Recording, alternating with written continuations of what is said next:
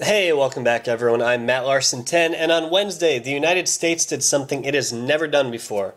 It cleared the takeover of a U.S. bank by a Chinese state-controlled company.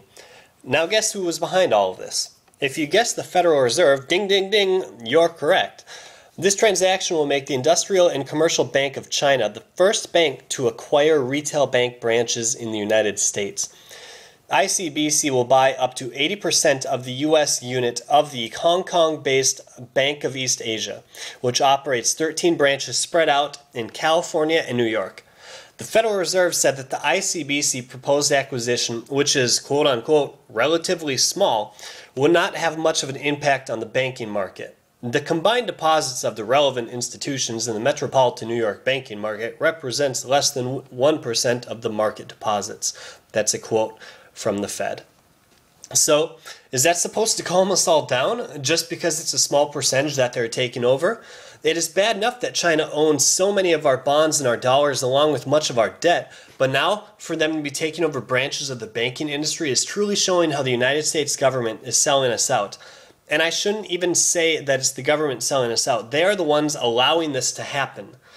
They are the ones that are making the rules, the regulatory things. They should not be allowing the Fed to do this, but the Fed has such control over the government because they allow them to.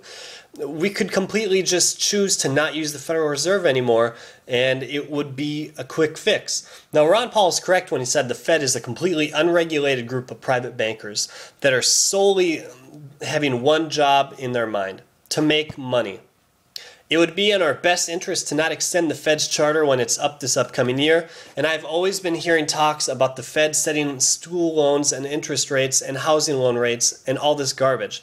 Then people are like, well, the Fed is there to keep us from going under and having a complete financial meltdown. Bullcrap. The Fed is the reason why this is happening. They're enabling all the bad things to go on in our country. If the Fed was gone, people would have two options: either spend what you have and run a sound business, or go broke. But since we have the Fed, companies and industries have this safety net, and the Fed can take unwarranted risks and chances with our tax dollars when they strike out. They know the nice big Federal Reserve will be there to save them. Now is the time to say no to the Fed. We want a free market economy. Iceland is the perfect example. They just forgave the country's mortgage debt. They said, screw you bankers, and they're not allowing the central banks to rule over them. The revolution has begun. Now we need America to follow suit and kick these greedy bankers out of their offices and put them in their new ones, a 6x4 prison cell. If you believe in what I'm saying to be true, please click the thumbs up button, share this video, and favorite it. Also, if you're new to my videos, please click the subscribe button so you never miss a new video and stay up to date on all the current Ron Paul news. I am Matt Larson 10. Go Ron Paul. Peace.